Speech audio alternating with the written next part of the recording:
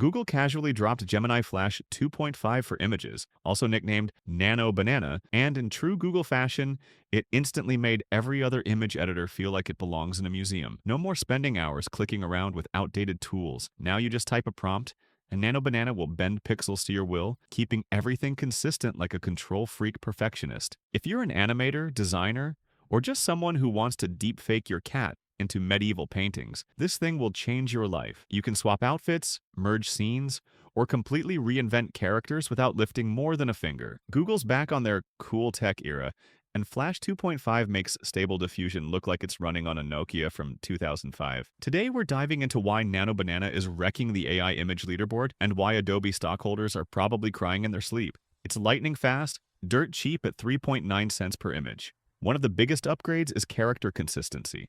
Start with a single image and you can morph, pose, or combine characters with zero awkward AI mutation moments. People are already blending a dozen-plus images together and ending up with flawless, movie poster-worthy results. Don't own a suit? Nano Banana will fake you into one for your next LinkedIn flex. For indie game developers, this is a goldmine. Building sprite sheets and animation frames usually eats up weeks, but Nano Banana can crank out full character sets from one prompt. What makes this model feel borderline magical, though, is its world knowledge. Point to a random street corner on Google Maps, and it'll generate a photorealistic scene like it's been there. Nano Banana isn't just a tool, it's the Photoshop killer nobody saw coming. And if this is the small banana, I don't even want to know what the Grande version can do.